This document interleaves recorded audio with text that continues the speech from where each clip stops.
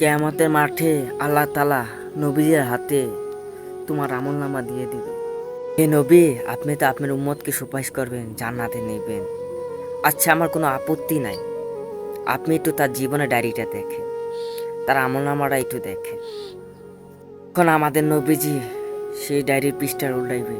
ফজর নাই, জোহর নাই, আসর নাই, মাগরিব নাই, পান করতেছে, খারাপ কাজ করতেছে, নেশাপানি করতেছে।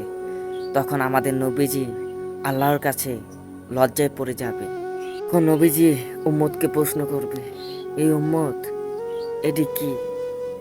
একটা পরে চিন্তা করছেন, এই নবীজি আমাদের জন্য এত কিছু করে দিয়ে গেছে।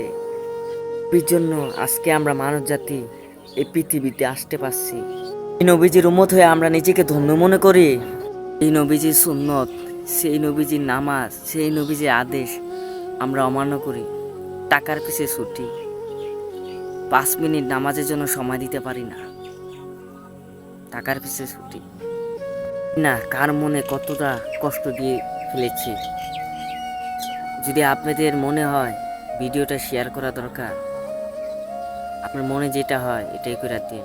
কিন্তু একটা বার বলবো, একটু ভিডিওটা শেয়ার করে দিন, জানি দিনের পথে মানুষ আসে, ইমানের পথে জানি আসে। ভিডিওটা একটু শেয়ার করে দিন বেশি বেশি। আসসালামু আলাইকুম রহমতুল্লাহ।